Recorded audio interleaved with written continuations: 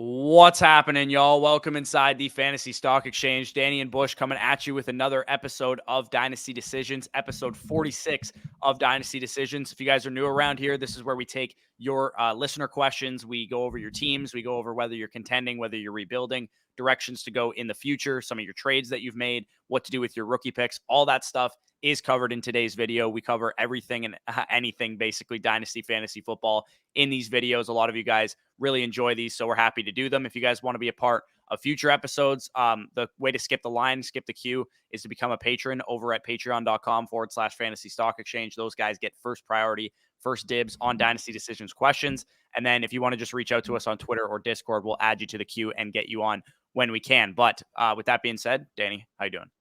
Doing well, and just want to quickly preface with happy Memorial Day to our American friends out there. Want to give you guys a little piece of content, a little Dynasty Decisions action for the time you're going to be spending with your family, the time you're going to be spending off work. You have a little video, something to play while, you're cooking your barbecue, you're setting your fireworks, whatever you're doing over there in the States, having a good time. Yeah, for sure. We had Victoria Day last weekend, which is why Yep. content was a little sparse. So we're excited to get back into it. It's not a holiday for us, so we're back on the grind or whatever. So if you guys enjoy this video at any point, as always, hit the like button, comment any of your thoughts down below, and subscribe to the channel if you are new as well. Closing in on about 11,000 subscribers. But let's hit the intro.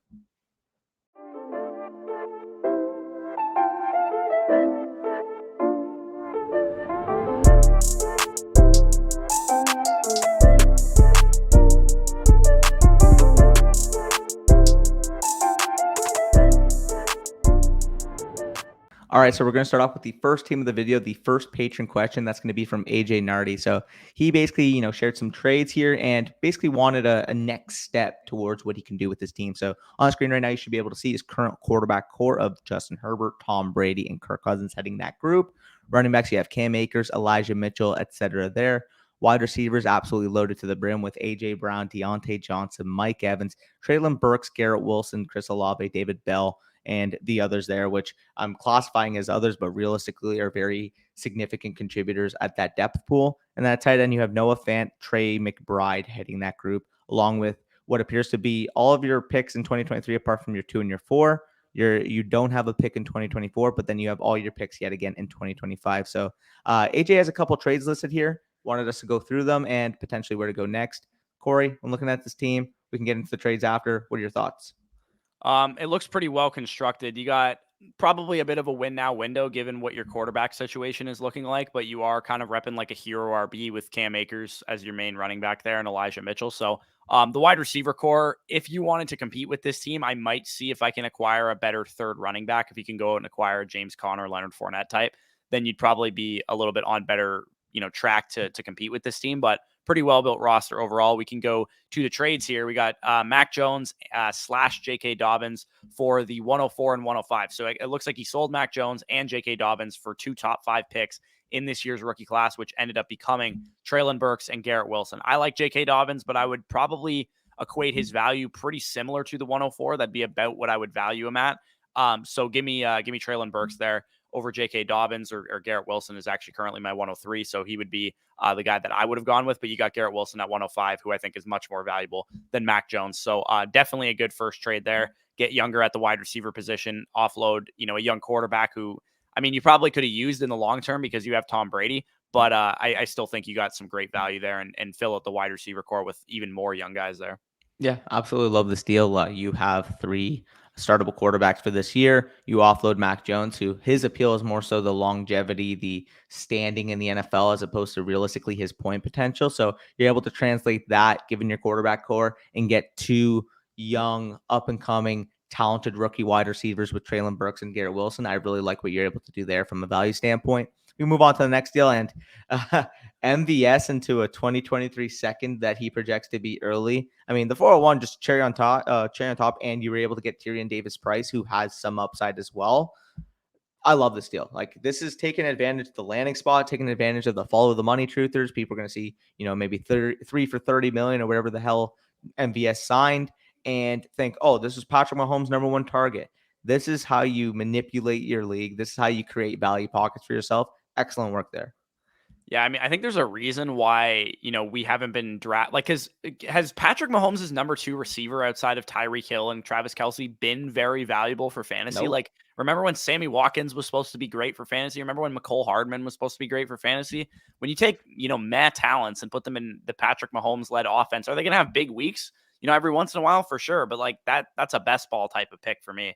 I'm not, investing an early second rounder into a guy like Marquez Valdez-Scantling and Tyrion Davis-Price, who probably should have been off the board in the third round, is a great value there in Yeah. the fourth round. So the next trade here traded Devontae Smith, Pat Fryermuth, and a 2024 first for AJ Brown, the 210, 302, and a 2024 third. So I would say at face value, I'd say all those picks are about equivalent to Pat Fryermuth, even though they're not like great picks or anything like that. Just say for simplicity's sake, would you take Devontae Smith in a 2024 first over AJ Brown?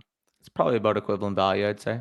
About give or Yeah, take. this is a close one. I tend to lean with the package a little bit. The stud factor is on the side that you got with AJ Brown, but that's a pretty hefty package. Given that you're competing though, I mean, I don't mind giving up your 2024 first, acquire a stud like AJ Brown. Pat Fryermuth probably would have been your best tight end, but you still have Noah Fant, Trey McBride, guys that are pretty solid there. So kind of like a neutral deal for me. I think you didn't win this one, but you didn't lose it. For sure. And then, I mean, the final deal, this is an absolute home run. Ryan Tannehill, I really like. I think he's an undervalued player in Superflex. He's one of those cheapish quarterback threes that you can get later on in your drafts. Adam Thielen, I think from a win now potential standpoint, from a redraft standpoint, should be in store for a very nice bounce back year under Kevin O'Connell. And the 2023 second, while valuable, the fact that you're able to convey that into a 2023 first, which you projected here as top three, basically from a market standpoint, guaranteeing you into a picking position of Bijan Robinson or one of the two quarterbacks, as well as, cherry on top 2023 third, sign me up all day, every day. Give me the pick, give me the liquidity. And if you need to in season, if that owner is, completely looking bad and maybe, another owner who has, I don't know, DeAndre Swift, maybe they're struggling out of the gate. You have a huge amount of leverage to be able to acquire a player mid-season, maybe at running back specifically with your build, to make a push. If your team, say, starts off 5-2, you just need one other running back to be able to push you over the top. You have a lot more flexibility because I'll tell you right now, you can't make that move with Ryan Tannehill or Adam Thielen.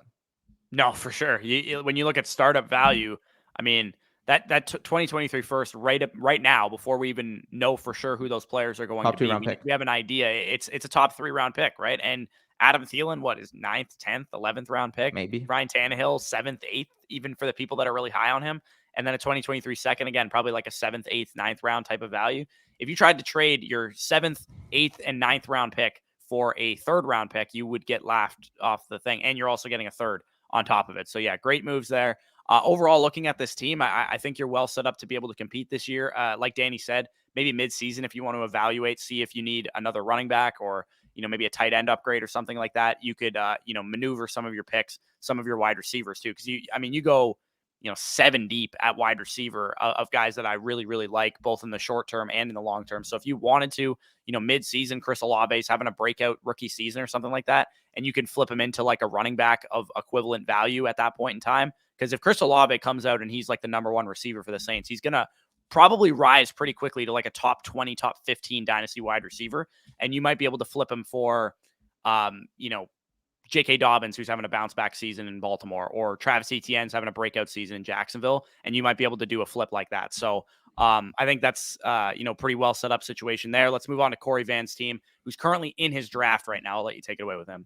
For sure. So we actually did a consultation from him for the first 2 picks where, as you guys can see on the screen, it actually ended up with Dak Prescott and Trey Lance in a 4-point passing touchdown Superflex league. So absolutely love securing those 2 quarterbacks, those 2 stud quarterbacks. The value after them dropped off a bit at quarterback. So you're able to get the last 2 of what I consider a tier. So right off the bat, great start. Now we're in the stage of the late 3rd round, and adding to that team, he actually messaged me in the DMs. He's like, hey, DK Metcalf's falling. I know this league really values young wide receivers. Should I make a slight move up to go get him? And I said, depending on cost, as I always say, that's always my answer. Depends on what the cost is. He was able to get it done for the 312 and 401 in exchange for the 305 and 408. Right off the bat, I think that's a fantastic move. DK Metcalf after that, as much as I love Diggs, as much as I love Adams, they have obviously comparable point production, probably more point production, but with DK Metcalf, you're getting a 24-year-old, 28% target share type of wide receiver who is probably going to be at the lowest value you'll ever see DK Metcalf be. So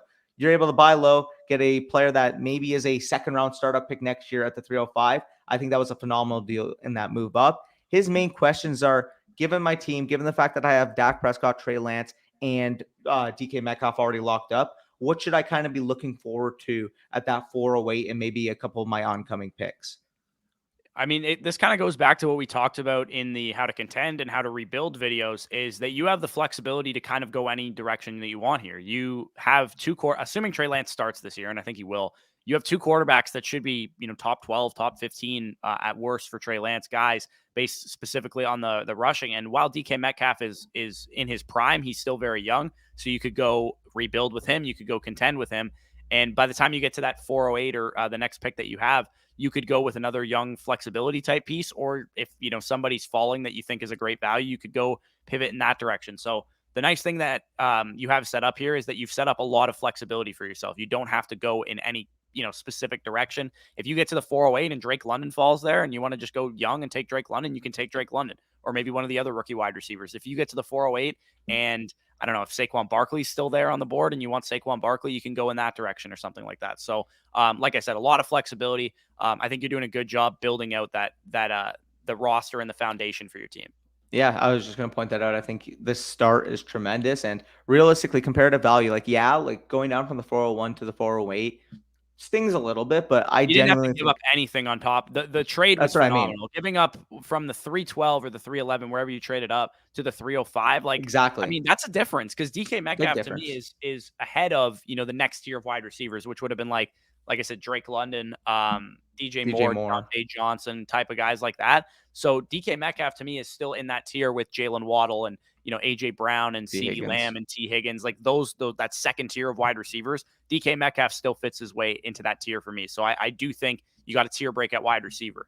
Yeah, no, and I agree. So that's what I was just gonna say. Like, yeah, it stings going from the 401 to the 408, but I would counter argue that with the jump from the 312 to the 305 is bigger. Looking at that 408, you kind of mentioned some of the wide receivers that could potentially be on the board at that 408. Another option here, I understand you do have two quarterbacks, but if we're playing this team from a value standpoint, accruing value, I think if Zach Wilson falls, I think that would be another prime option for you. Lock down a stud trio young quarterback core for the foreseeable future. Obviously, with Lance and Wilson having the appreciating value, and Dak Prescott as being that sturdy quarterback one for you as a couple of those guys develop. I think that's going to be a phenomenal core.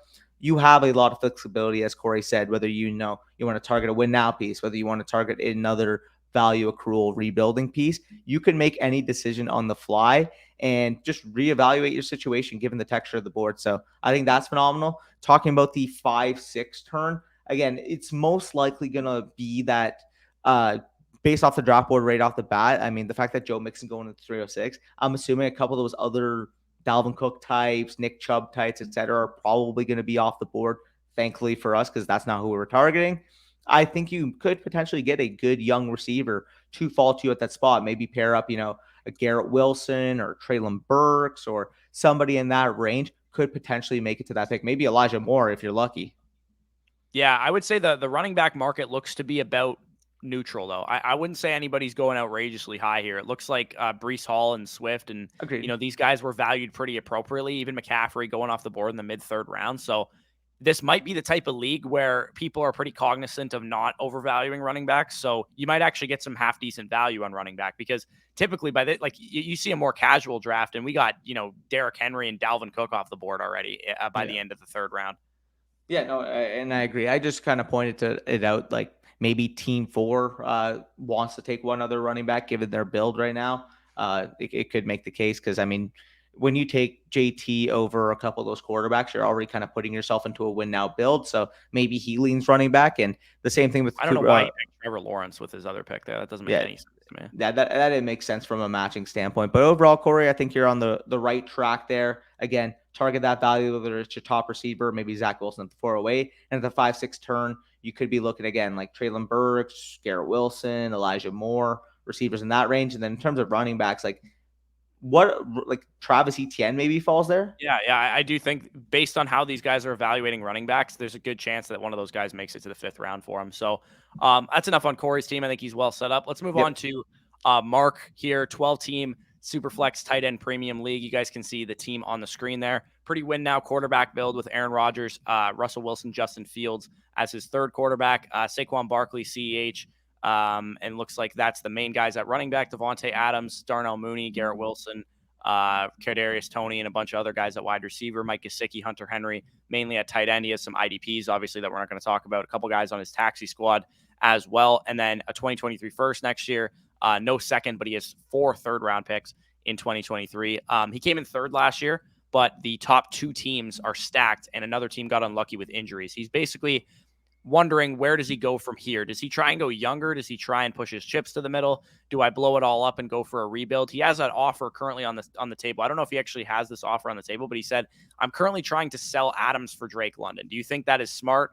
Or do I try and see where this team goes mid-season or something and then decide at that point? Now, on the trade, I don't think I would trade Devontae Adams straight up for Drake London. If you can get Drake London plus something for Devontae Adams, then I would make that trade. But Adams, to me, will have a lot of value. So if you can't get Drake London, plus for him, go to a different manager and see what you can get. Yeah, or like if you can't get Drake London plus, maybe you can get Elijah Moore maybe in a bigger plus, because the fact that people are scared about the status of Garrett Wilson. I do understand that you do have Garrett Wilson on this team. People might ask, well, are you scared to have both Jets receivers? I'm actually in a startup right now where I took both the Jets receivers. If you believe in the team, if you believe in the offense, and you believe in the value, I have no problem rostering multiple players on the same team. So that could be an option. A Devontae Smith type, maybe possibly in this league you can get Devontae Smith in a first for Devontae Adams, Which from I a don't win think now is team. outrageous given Devontae Smith's value right now. Yeah. So yeah, to answer your original question, I would blow this up. Yes. Personally, Agreed. I don't think this team can compete. You would need an otherworldly season from Saquon Barkley and Devontae Adams and some of your older veteran pieces to make sure that this team could compete. Because I frankly don't see the depth at most of these positions here. You're pretty thin Agreed. at running back. You're pretty thin at wide receiver. You have an aging quarterback with Aaron Rodgers, and an older quarterback with Russell Wilson, an unproven quarterback with Justin Fields. So I would probably start to sell off some of your older pieces, mainly Aaron Rodgers, Russell Wilson. I mean, CEH, if he still has any value, Devontae Adams. And that looks to be like the main guys that I would try and sell off and transition this more into a productive struggle. I'm not sure how much these IDP guys contribute to your team, but I'm sure TJ Watt has a lot of value in an IDP league as well. So I would be looking to sell off some pieces, transition this into the future, because I just don't frankly see a good enough team. Like you kind of said, you came in 3rd last year and you almost got lucky because some teams had some injuries, and you said there's 2 teams that are, super teams or in your league. So I would look to gear yourself towards a 2023, 2024, 2025 type of winning window, because if there's super teams in your league, then you're probably not going to beat them with this. Yep. No, I completely agree with Corey there. If there are super teams, you're not gonna beat them with this team. And yeah, I mean, like CEH, Saquon Barkley, those are maybe guys that if they get off to a hot few starts, maybe CEH is scoring a couple touchdowns within the first couple of weeks, and all the CEH haters are like, "See, I told you he's good at football." Then you can sell him off for potentially, a young receiver who's struggling. I would take any year's first for CEH if you can somehow get it, and I would throw in a 2 on top of CEH just to secure it. Like I would trade away CEH in a 2023 second for a 2023 first after a couple games, maybe where he scores some touchdowns. I would take a 2024 first. I would take a 2025 first if you're allowed to trade those as well. So I was going to say Russell Gage is another sneaky one that you can maybe include in a package to a contender, because as we kind of know, Chris Godwin may miss the first couple of weeks. We've been kind of saying all offseason. If Russell Gage has, a hot start and people think he's going to be the Antonio Brown role on the Bucs offense, you can capitalize on that. And maybe you can package, CEH, Russell Gage in a second into a first from an owner who thinks that, oh no, these are the pieces I need, depth I need to be able to make a push for the championship this year. That could end up being a plausible deal that surfaces once the season starts. Right. And that'll get that production off your team, and it'll also give you another asset to rebuild. So yeah, to answer your original question, I would tear this thing down. Yes. Adams for Drake London is not personally enough for me to get off of Devontae Adams 1-for-1. If you can't get, a young wide receiver, aim for 2 first-round picks for Devontae Adams, because a contender will probably give you 2 first-round picks for him. And I do think Devontae Adams is still going to be a huge difference maker this year. So you don't want to sell too low on him. And the last thing I'll add before we transition is that for this team, I kind of talked about it in the buy these assets now video, acquire these assets now video, but this is a team that, quite frankly, when people have that, bias of so far out, stack up on the 2024 class. Not like people at this point know the value of 2023. People know that class, that 2023 draft class, is a gold mine. Therefore, we should value the picks extremely high. The 2024 class, people aren't necessarily talking up yet, but as I kind of outlined in the video, there are a ton of quality prospects that are already emerging after their freshman year. So if you can, by the end of this teardown, have 4 or 5 2024 first, I would deem that successful. Right. And if people are going crazy in the comments right now, being like, how are you talking about the 2024 class? We've only seen one season of these guys. If you go back to the 2021 class, we knew Travis Etienne, Trevor Lawrence, some of these guys were going to be great prospects 2020 as well. Yeah, exactly. 2020 as well. We knew Jonathan Taylor came in right away, had like a 2,000-yard season. You can, sometimes you just know with guys like Caleb Williams, with guys like Travion Henderson, you just know they're going to be, great prospects. Xavier Worthy. Yeah, Xavier Worthy. Guys like even Justin Ross, his freshman season, obviously he got injured, but we knew he was going to be a great prospect had he stayed healthy. So let's get into the next team here. Mark Jankowski here, Hammer zone, right? Hamilton, Ontario zone. 12-team Superflex, 1.75 tight end premium league. Justin Herbert, Mac Jones, Baker Mayfield, and then fodder. He listed mainly his pieces and then just said everybody else on my team is fodder. So I just wrote fodder for everything else. Eckler, Dillon, Melvin Gordon, and fodder. T. Higgins, Hollywood Brown, Keenan Allen, Cortland Sutton, then TJ Hawkinson mainly at tight end. He has 3 1s and 3 2s in this next draft class, and then all of his picks in 2024. So he has a couple questions here. Number one, should he take this team into the season, see where he's at after, a couple games, pray that he has no injuries to guys like Keenan Allen, Austin Eckler, or whatever, because he does have, a pretty lethal Charger stack here with Herbert, Eckler, and Keenan Allen. What are your thoughts on this team? Do you think this is a team that can compete right away, a wait and see type of approach, or are you trying to make a transition to either, get more contention or get younger? Genuinely speaking, this is a good team. However, Eckler and Keenan specifically, I mean, he kind of outlines here Eckler, Keenan, and Sutton. Those would be the names specifically that don't really fit when exactly I expect you to be in your prime. I expect you to be in your prime mainly when your 2023 draft picks end up hitting their prime. By the time that happens, Keenan Allen's probably a 33-year-old receiver. Austin Eckler has no value on the market. Cortland Sutton's maybe a 30-year-old receiver who is worth, a second in the future. I genuinely would consider to a contender, you target the same team that's willing to give you multiple picks, multiple valuable pieces, as you kind of outline here.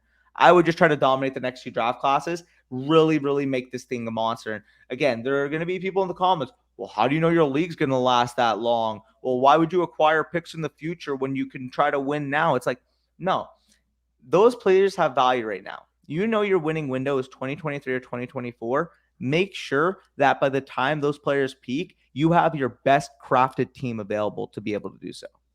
Yeah, and I would say the reason you're coming to that conclusion is because you are a little thin, right? Yes. There's not a lot of depth on this team. Your second quarterback is Mac Jones, who we expect to have long-term job security, but not necessarily high fantasy point output.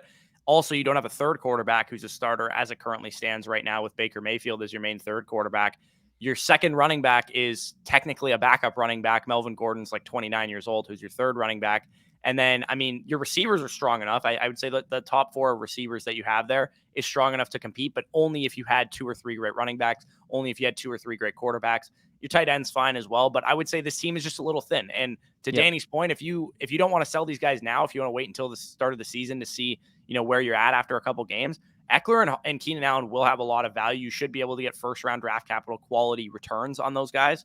And if you can get, a 2023 first and a small piece for Eckler, a 2023 first straight up for Keenan Allen midseason, then, you could have 5-6 first-round picks going into that draft class and really fill out your running back core in that class, maybe get another young receiver or 2 as well, and probably a third quarterback. So basically, his second question was, should I blow it up now, trade away Keenan Allen, Cortland Sutton, Austin Eckler, and maybe Hollywood Brown, come away with more firsts and seconds to prep for the 2023 class and beyond? He says, I have a 99% chance at the 101 in 2023 with one of his picks because the guy traded away his entire team. He said he also has his second, which is likely a late first because it's going to be like the 201. So To a 113, if you What will. do you, so knowing that information, again, that kind of just reinforces what we've already talked about.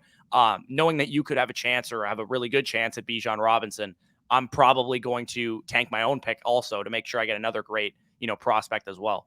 Yeah, no, I fully agree. If you can walk out of this with potentially the 101, another top 4 pick, and you don't mention here where your other first will reside, but regardless of where it is, you can realistically turn this thing into a top 2 team in your league by next year if you play it right. Again, if you sell off for Eckler, if you sell off for Keenan Allen and Cortland Sutton, maybe a contender will look at Keenan Allen, Cortland Sutton. Maybe they won't do 2 first straight up, but maybe Keenan Allen, Cortland Sutton, and one of your later projected 2023 seconds can potentially get you a 2023 one and a 2024 one. Those would be the type of transitions I'm looking to do. Yeah, and also you could just, let's say we get to mid-season and, for example, last year DeAndre Swift had 12 games where he was phenomenal, but then he got hurt right before the playoffs. So right around the trade deadline, if Travis Etienne has like a DeAndre Swift breakout and he gets hurt in week 11 and he's going to be out for 5 games, and you can trade somebody Eckler for Etienne straight up, that just extends your winning window. You get a younger running back that you can use, in 2023, 2024 when you're ready to actually compete, versus Eckler by that point will be 28, 29 years old, and we don't really know what his situation will be. So that's something also that I would look to make as kind of like a savvy move. And we'll have you covered as far as like trade targets during the season, based on the news and stuff that we're going with. And then he also says, should I spend one of my 2023 firsts or my seconds now to try and compete even harder? I would say that is probably one of the biggest mistakes that people make in Dynasty, because there's so much variance, right? And Danny says it all the time. Good teams don't win championships, monsters do. So you have a chance to build a monster here. You have the foundation to build a monster here. I'm not going to, frugally throw that away for the chance at competing this year, because there's no guarantee that you even make the playoffs, let alone win the championship. Exactly. I mean, quite simply, a lot of Like, if Justin Herbert gets injured this year, you're not even going to make the playoffs, I would say. Well, like a lot of generic advice you see, whether on YouTube, on Twitter, wherever, is that all you have to do is make the dance to have a chance. That's basically the line that every single analyst will throw around. But my answer to that is maybe in redraft that works, because for the most part, yeah, you're going to have stronger teams in redraft comparably throughout the league. But realistically, in a dynasty, that is not how it works. You're going to have teams that are quite simply the 1 seed versus the 4 seed looks like, the senior varsity team versus the middle school starters. Like genuinely, you got, the Monstars versus the freaking Looney Tunes before Michael Jordan got put on the team. Like that's the type of difference we're looking at here for the most part in dynasty leagues between even the 1 and the 4 seeds. So as I kind of said, you have to develop a team of monsters to even have a better than average chance at winning championships in dynasty. I genuinely and I frugally believe that. And the way to do that is, let's be honest, a lot of people in general will misappropriate the value of draft picks on the market. And that's where you can take advantage. So if you stack up on these classes, make that monster team, you can realistically dominate this team for the next 5 years after that, or league 5 years after that. Yeah, totally agree. So we can move on to the non-patron questions. But before we do that, got to pay some bills around here. Word from our sponsors over at Manscaped. Hey lads, today's episode is brought to you by our sponsors over at Manscaped, the leaders in male grooming across the globe. With summer just around the corner, our sponsors over at Manscaped are here with the best tools to get you ready for the warm weather and good times. Everyone wants an active summer. Manscaped provides men with the cleanest and most concise trimming experience available on the market. The summer is coming by quickly. Did you shore up your grooming routine with the best tools for the job? The Performance Package 4.0 from Manscaped is just the thing every guy needs in their life to make each and every day just a little more special. The number one product in this package is the Lawnmower 4.0. This electric trimmer is designed to trim hair on loose skin. And get this, the trimmer's advanced skin-safe technology reduces cuts and nicks on your body. It even has a 4000K LED spotlight so you can shave in the dark. Did I mention that it's also waterproof? This package also includes the Weed Whacker nose and ear hair trimmer to whack all of the worst of your weeds. The Weed Whacker is also waterproof and uses a 9,000 RPM motor-powered 360-degree rotary dual blade system. This nose and ear hair trimmer provides proprietary skin-safe technology, which helps prevent nicks, snags, and tugs in those delicate holes of yours. In addition to your Performance Package 4.0, Manscaped is proud to announce the official launch of the Boxer 2.0, the optimal protector of your family jewels. Let your bulge breathe with the comfiest boxers on the market. This summer, it's time to join 4 million men worldwide who trust Manscaped, the leaders in below-the-waist grooming, with our exclusive offer. Go to manscaped.com and use promo code BUSH for 20% off plus free shipping. Again, 20% off plus free shipping with the code BUSH at checkout. Manscaped gives your manhood the proper treatment it deserves. We appreciate the support for the Fantasy Stock Exchange over by our friends at Manscaped and thank them for sponsoring today's video. And speaking of that video, let's get right back to it. All right. Big thanks to Manscaped. 20% off using promo code BUSH plus free shipping. You guys know the drill by now. Let's get into Showstoppers team, Superflex, PPR League. Derek Carr, Matt Ryan, Zach Wilson as his main quarterbacks. CMC, Javonte Williams, CEH, etc. at running back. Tyreek Hill, AJ Brown, Devontae Smith. Rashad Bateman buried all the way down there in the depth chart at wide receiver. Zach Ertz and Dalton Schultz as his main tight ends. Then he also has his rookie draft is yet to happen. He has the 104, 204, 304, and then 2 firsts in next year's class. So overall, looks like a pretty well-built team, contender type of build here. Debating on if he should try and compete or not, or whether he should rebuild. Because, I mean, as you guys can see looking at his team, he does have some pretty clear competing type of assets with Derek Carr, Matt Ryan, Tyreek Hill, CMC, guys like that. He was offered Darren Waller and Allen Robinson for his Devontae Smith and Dalton Schultz. Now, that would probably make his team better in the short term because you get a better tight end, better wide receiver. I would say this year, I would imagine Allen Robinson outscores Devontae Smith. I don't know if that's a smart move, is what he says here. Sounds good at first, but it's essentially 2 older assets for 2 younger assets. What would you kind of do in this situation? Would you tear this down, sell a couple guys, or would you kind of see what happens this year? And because you're going to still have, your 104, 204, 304 joining this team as well. To put it simple, so this is a Superflex as it outlines here. CMC is going to be a difference maker. You know that. Javonte Williams should be, a decent RB2 for you as well. I feel like your flex positions for the most part in your starters are pretty good, but as I kind of say, you need a monster not to be pretty good. The main detriment here is going to come at the quarterback position. As much as I like Derek Carr, as much as I love Zach Wilson, especially at value, you do not have that true difference maker at quarterback that a contending team realistically needs to get pushed over the top. Like, you don't have a Lamar Jackson, you don't have a Kyler Murray. And if you don't have one of those guys, you need an otherworldly wide receiver, running back, and tight end position. If you're going to roll into the season with Derek Carr, Matt Ryan, and Zach Wilson, like, I need CMC, DeAndre Swift, Javonte Williams, and Leonard Fournette as my running backs. I need Tyreek Hill, AJ Brown, Justin Jefferson, Rashad Bateman, and fucking 4 more other solid pieces at wide receiver. I need, George Kittle as my tight end or something like that. But I would say you're definitely like a playoff caliber team, but it really all depends. Do you want to, bite your nails and hope that a playoff caliber team wins the championship in this league? Or do you want to sell off a few pieces proactively and potentially turn this into a monster? Exactly. The way Corey said it, you have a couple firsts already next year. CMC's probably going to get you a phenomenal haul, especially if he goes out in the first couple games. He's CMC of the old. He has, 2 30-point game out, especially in PPR, 2 30-point games in a row.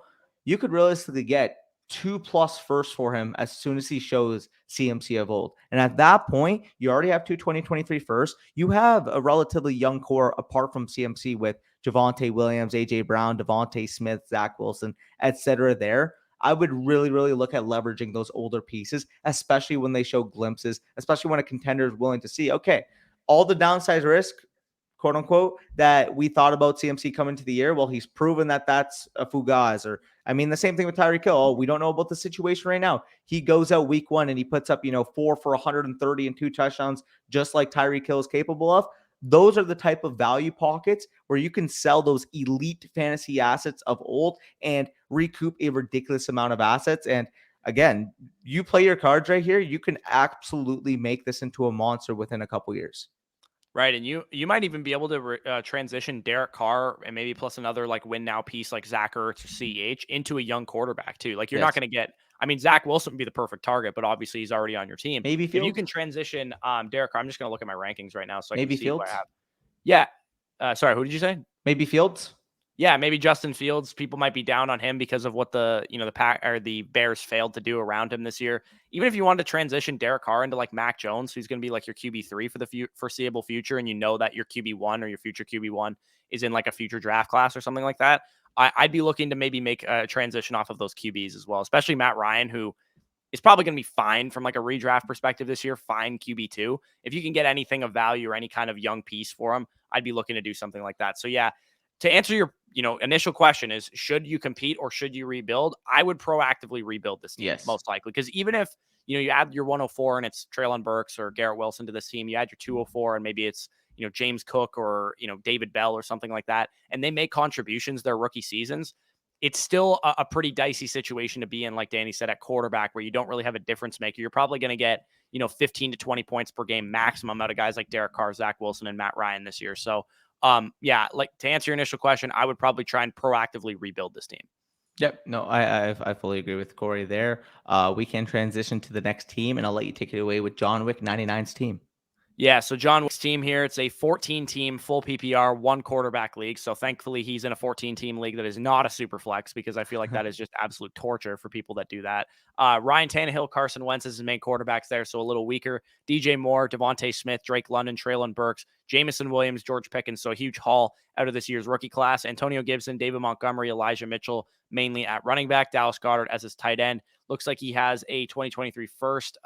Looks like he just has all of his picks in the future. And then yeah, nothing real different there. So looking at this team, he likes his foundation of his young receiving core. Obviously, they have a ton of upside, and he's definitely deep at that position. Running back is where he's kind of not sure what to do. Looking at his running back core, you're kind of caught in limbo with like RB2 types in Dynasty, especially with the construction with the rest of his roster, quarterbacks and wide receivers in particular. His running backs kind of just don't match what his team is looking like. Does he try to flip one or two of his running backs for better ones or for future firsts instead? So what would you kind of do, and how would you handle his running back core given the construction of the rest of his team? Yeah, I'm stripping the running back core. I mean, you have the young appreciating talent at wide receiver. You have a very, very nice piece at tight end with Dallas Goedert. You have Ryan Tannehill and Carson Wentz, who can suffice in a one quarterback league.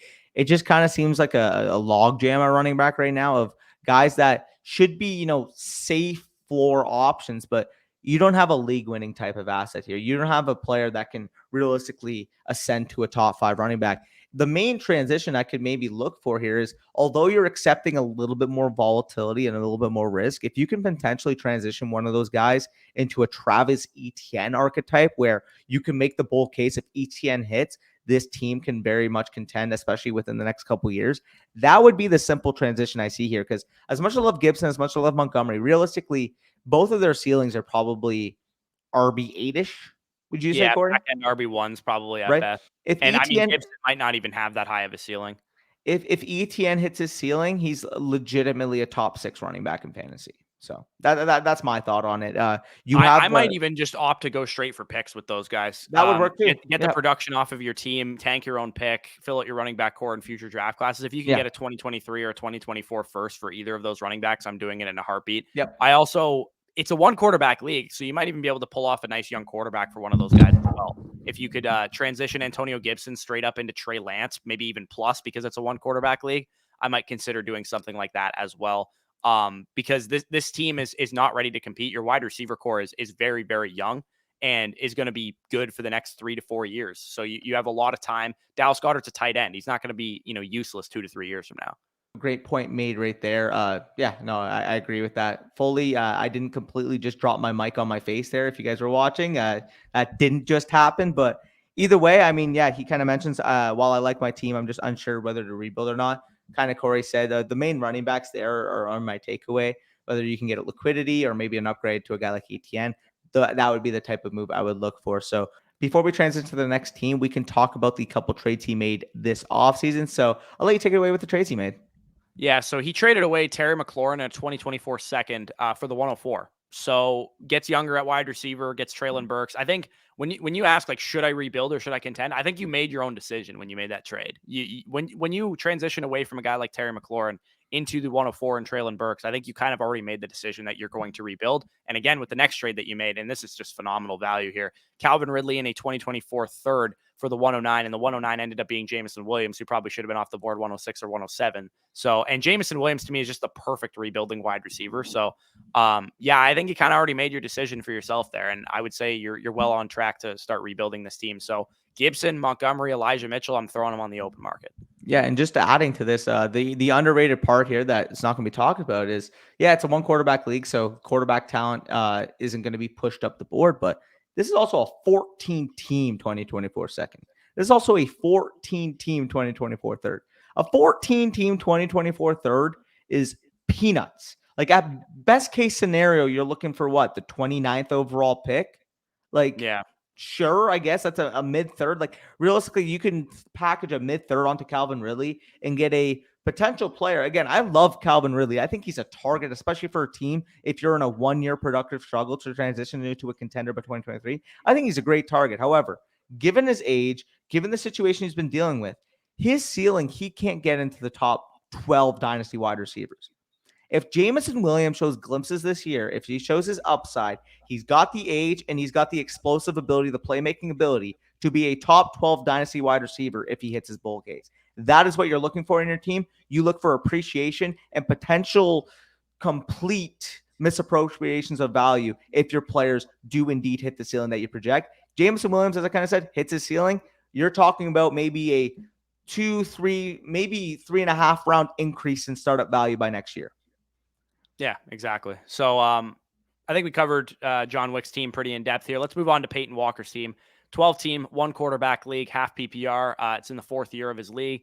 Jalen Hurts is his main quarterback and a 1 QB with Matthew Stafford there. Javonte Williams, Rashad White, Alexander Madison, Chase Edmonds, kind of like a hero RB there. DJ Moore, Jameson Williams, Rashad Bateman, Elijah Moore, David Bell, and some others at wide receiver. Noah Fant, Trey McBride, Alvarado as his main tight ends. He lists here how he spent his draft capital. He got, looks like Jameson Williams 106, David Bell at 203, Trey McBride in the mid second, et cetera there. Has 2 firsts and 6 seconds next year, which is an underrated part of the 2023 classes, stacking up on those second round picks. He lists here that his league redrafts if someone wins back to back. So if somebody goes back to back in the league, they redraft the entire startup, which is an interesting wrinkle that I've never seen. So that's pretty cool. Building a monster might not be the play in this league. Yeah, it might not, because I mean, really, it's a cool. I mean, you still want to win the league, so building a monster would definitely be good. But it's an interesting wrinkle that I've never seen before. It is very interesting because, again, like if you build too big of a monster and you forfeit, 3-4 years, let's just say hypothetically, all you can get out of it is 2 years. And yeah, like mathematically, that is a plus EV move, but it like the inherent upside of building a monster is you could potentially, be in the finals of your league for 5-6 years in a row. So that is an interesting wrinkle that you kind of said, but I'll let you get back to it because I just wanted to interject a little bit. Yeah, no, it's definitely interesting. So he made a couple trades to get to this point in the team, and then we'll kind of just go over it. But we'll just go over these trades rapid fire. So he received Dallas Goedert and 2 second-round picks for Elijah Mitchell and Rondale Moore. Again, woodshed deal. I would have taken, honestly, and I don't remember if this is a tight end premium. It's not a tight end premium. If it was a tight end premium, I honestly would have considered Dallas Goedert over both of those guys by himself. In a heartbeat. Yeah. I would take Dallas Goedert right now over Elijah Mitchell and start up in a non-tight end premium. So Rondale Moore is not making the difference to me either. So give me the 2 second-rounders. The next trade here, he's got Josh Jacobs 209 and 203 for Antonio Gibson in the third. I'd rather have Jacobs than Gibson straight up in Dynasty right now. So give me the Jacobs side there easily. Also gets a 2023 first, a 2024 first, a second rounder in this year's class at the 207, which ended up becoming Rashad White, and then a 2023 second in exchange for Tyreek Hill, Juju, and Josh Jacobs. So he sells off all those win now type of pieces. You get, you equate the value here. Tyreek Hill is worth what? The first and the second next year. And then 2024 first probably is worth the rest of the package. And then you get the 207 as gravy. Yeah, no, exactly. I mean, heck, I would rather the 2024 one over Jacobs and Juju. So if that tells you anything, you got a free 207, and I would have taken the deal regardless, even if you didn't get the 207. So great move there. Next move, 205 for Devin Singletary, not much said there. 303 for Harrison Bryant. I'll take the 303. 2023 second for Dallas Goedert. I mean, if it was I probably would have just kept Goddard. I would too. If it was like a 2 and a 3, I would have been a little bit more comfortable. It's just, again, I am also comparatively higher on Dallas Goedert. I think he's one of the perfect targets in redraft, and you still got youth on his side with 27 years old. Is his target share probably going to be affected with the move of A.J. Brown? Absolutely. But as we've kind of said all offseason, the target share implications for Devontae Smith and Dallas Goedert are going to get combated with the fact that this is going to be a more efficient offense, and B, an inherently higher passing volume offense. So while his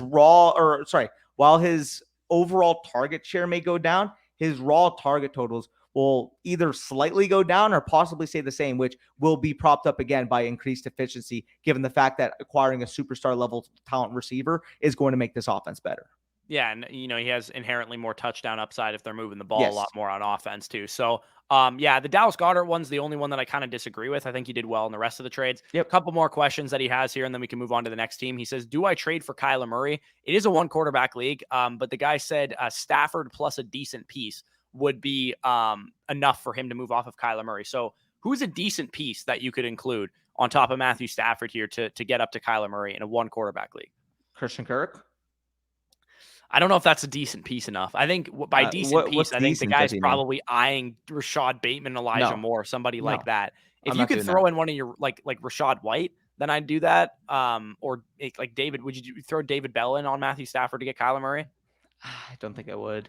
In a one Yeah, in a quarterback, no, super I don't flex think I in a would. heartbeat, I On a would. But heartbeat, yeah, yeah. in a one quarterback league, I think I'd probably say that, like Danny said, if you can get it for Rashad White or one of your second, you have 6 seconds in 2023. If you could Maybe throw he's in a high on second. Tolbert. Yeah, maybe Ty on Toll. Yeah. If you could throw Matthew Stafford, one of your seconds, and Christian Kirk to get it done, I'm cool with something like that. Yeah, no, I would agree with that there. So what other questions? He says, what? He Who said, "Who else else? should I be selling off, and for what?" Honestly, Stafford's the only guy that kind of sticks out. It looks Yeah. like you have kind of like a productive struggle type of team here with all the draft capital that you have. I'd probably be just looking to sell off anybody that is currently in their prime. So a guy like Matthew Stafford, maybe DJ Moore is off to a superstar level season next year. And you could sell him off. Those are the only two names that stand out to me. But again, more so in season type of moves for me. Currently trying to sell Madison to the Dalvin Cook owner. Yeah, I mean, if you can somehow get a second round pick for Alexander Madison from the Dalvin Cook owner, that is a smash deal. And then he also says, do I take whatever I can get for Odell Beckham Jr. or wait for him to play and sell in season? Definitely wait. OBJ, I've actually been taking in the last two startups that I've done. I think I have him in both of them because he goes in like round 22 or something. I mean, the dude can still play by the looks of it. So I'd wait for him to be back on the field personally. Yeah, like this is definitely a wait and hold type of situation. I mean, it's pretty simple to me. It's the again, like it's the AB case from 2 years ago. Only you're not getting the off-field concerns with Odell. The only concerns are the injuries, which are valid concerns. But we have seen when Odell Beckham is healthy, when Odell Beckham is on the field playing football, Odell Beckham is still at worst a top 20-ish type of wide receiver. Top 24 in fantasy, right? So you're getting that type of upside at relative late third round type of opportunity cost. Like I would rather just hold and maybe flip for profit when he shows signs of being prime Odell Beckham, because Odell Beckham, when he is on the field, is a legitimate piece, a legitimate flex piece for a championship contending type of team. Yeah. Side note, do you remember when I traded Laviska Shenault for Odell Beckham and everyone flamed me in the chat last year? I mean, you could probably, once Odell Beckham Jr. signs with a team, means that his health is probably clearing up a little bit. I think you could probably flip him to it for a second if he signs with a good team. Maybe him in a third for a second. Yeah. Yeah. And that's a good profit, like you said. So let's move on to the next team here. Gleam Tweeter, 12 team, Superflex best ball, 6 point per passing touchdowns, and a tiered PPR. So half for running backs, full for wide receivers, tight end premium 1.5. So this is the team here. Joe Burrow, Justin Herbert, Deshaun Watson, Trevor Lawrence in a 6 point per passing touchdown league. Definitely a solid quarterback core. Absolutely no running backs to speak of. You love to see it. Sony Michel is his RB1. Debo, Rashad Bateman, Christian Kirk, Juju, etc. at wide receiver. And then Kyle Pitts, George Kittle, and Pat Freiermuth at tight end in a tight end premium, along with 3 2023 firsts, 3 seconds, 2 thirds, 2 firsts in 2024, and the rest of his picks. Does not have any of his first or second in this year's class, though. Looking at this team, I mean, looks like a classic, value accumulation type of team. You get the most important positions in a league like this would be tight end and quarterback, most likely, especially when you get premium tight ends like Pitts, Kittle, and Freiermuth, and premium quarterbacks like the top 3 you have, plus Trevor Lawrence. So he said his startup draft went awry, so he went into tank mode. I think tight end and quarterback are more valuable in this league, evident from the roster, but frankly, not sure where to go from here. Prepared to tank again with no running backs and try to sweep the 2023 class to compete next year. Trade strategy and advice welcome. He said his rookie draft is tomorrow, but he only has 1/3 and he feels like he has a decent handle on it. So just general thoughts on the team given the wild format. Yeah, no, I think he's done a phenomenal job thus far. And we can look at some of the deals too. So he sent away the 102, the 107, Brevin Jordan. Trevor Lawrence, I would rather have than the 102 at this point. I would rather have than Drake London, as much as I love Drake London. I would rather have Drake London, but it is very close. Let's just say for purpose, let's cancel each other out. But then we look at 107 and Brevin Jordan. for Rashad Bateman and I'd rather 210. have the 210 than Brevin Jordan And I'd 107, rather have and Rashad Bateman than the 107. So 100%. So I love your side there, especially given the 6-point passing touchdown nature. That's an underrated factor as to why I'd also rather Trevor Lawrence than Drake London. It's a tiered PPR with 6-point passing touchdowns, which always gives the advantage to the quarterbacks there. So love the side you got there. Knox for Tony and a 309. I'm more than fine with taking a chance on Kadarius Toney. I think they're about relative value, but given the fact that you have two of the top 5 overall tight ends in Dynasty, and another one in Pat Freiermuth, who's right on the cusp, is around top 7, top 8 type of status. I'm fine with giving up Knox, getting another upside type of wide receiver with Tony. I think you did a great job there. yeah, those two trades definitely. I think it's really savvy of you too to make sure that you're like, because a typical rebuilding team, the 102 and 107, you just spend those picks, right? You just assume, oh, I'm rebuilding, I get the rookies. But I mean, good on you. Maybe you're really high on Trevor Lawrence. You recognize that maybe he's going to have a bounce back season. Go out and get a guy that can appreciate in value by midseason. Because if Trevor Lawrence is playing a lot better next year, he's going to go up in value, and you're going to have an awesome trade chip because you don't really need him, to be honest, on this roster. And you could probably flip him, maybe potentially for a 2023 and a 2024 first midseason or something like that if he's having a breakout year. You also get, Marcus Mariota, Hayden Hurst in the 202 to get yourself a 2024 first. Easy trade there. I'm not even sure what that guy's thinking, if that's like win now type of move for him, but it's not even that good. 209 for Rondale Moore. If you like Rondale Moore, I think that's a fine value. I'd probably rather have the 209, but it's probably a pretty cancel out there. Too much for me. I'm not a Rondale fan. Like for me, he's like a relative 3rd rounder. So if you're a fan of Rondale, realistically, you're talking about like Rondale or like Jalen Tolbert at that point. Sure, like if you have preference, go for it. I'm not a big Rondale guy, but at least I see as to why you would do this move. So I would prefer the pick, but if you like Rondale, go for it. Next deal though, 113, 201, 210, whatever. That's a bunch of noise for Deebo Samuel. Give me Deebo Samuel. Yep, for sure. So I think Gleam Tweeter, you're in a good spot. You're accumulating value. You're going to be making a lot of moves with this type of team. By midseason, if certain players are having breakout years, you flip them for more picks and et cetera, et cetera. You have 5 first-round picks in the next 2 drafts to be able to help to fill out your running back core. And you have some of the best assets you can have in a league scoring format like this. Joe Burrow, Justin Herbert, Deshaun Watson, Trevor Lawrence in a 6-point league. Those 3 tight ends in a tight end premium, including Kyle Pitts, who is obviously untouchable in that type of format. You love to see that. So let's move on to big dynasty guys team here. 12-team half PPR super flex with a 0.75 tight end premium. So just a little bit more valuable for the tight ends. Deshaun Watson, Mac Jones, Ryan Tannehill at quarterback, Breece Hall, Saquon Barkley, Travis Etienne mainly at running back, Jefferson, Marquise Brown, Bateman, Sutton, David Bell at wide receiver, Rob Gronkowski mainly at tight end. First next year, 2 or 3 seconds in 2023, 3rd, 4th there. And then he has a number of trades here. So he wants to know basically what are our thoughts on this team overall. He feels like he can compete if things break his way, i.e. Deshaun Watson doesn't get suspended or he gets suspended for a very limited amount of time. Rob Gronkowski needs to play, obviously. Saquon Barkley and Etienne need to stay healthy. But if those things don't happen, I think I should aim for 2023 being his competing window. So if that happens, who would you be looking to sell and build around if you're looking to punt that window to 2023? Or are you kind of in the mindset that he is, that if things break right, he can compete this year? Honestly, this is a house money year looking at this team. Obviously, you got a locked and loaded superstar asset that is not realistically going to change in value for the next 3, 4, 5, whatever years with Justin Jefferson. He is the prime example of value insulation, if you will. Marquise Brown, Rashad Bateman, Cortland Sutton. I love how you built, and David Bell. I love how you built that receiver core, especially at the top 5. The running backs are all guys that, when Danny likes a running back, you've built a good running back room. But generally speaking, at value, I love all those guys, all those running backs. I think Breece Hall, relatively appropriate at the mid to late 2nd price tag that you're currently paying for him. And then when you're talking about Barkley and Etienne, they're 4 or 5 turn type of guys for me. I think you got a great value. So, overall, if I'm going to build a running back room, this would kind of be how I'd craft it. Yeah, and I would say to Danny's point, this is like a house money year for you. Yeah, things could definitely break right for you. If Saquon's back to old Saquon, Etienne has a friggin' Swift type breakout, Breece Hall gets onto the scene pretty fast. Like, this could be a very good team from like a redraft perspective in your league. He said he also made a couple moves in the startup that he feels pretty good about. I mean, we're getting a little long in this video, so we're probably not going to outline those moves, but you guys can see them on the screen if you're watching this on YouTube. He said he feels like he sold Zach Wilson a little low, so we'll just highlight that deal real quick for him. So he sold Zach Wilson for Marquise Brown on a 2023 second.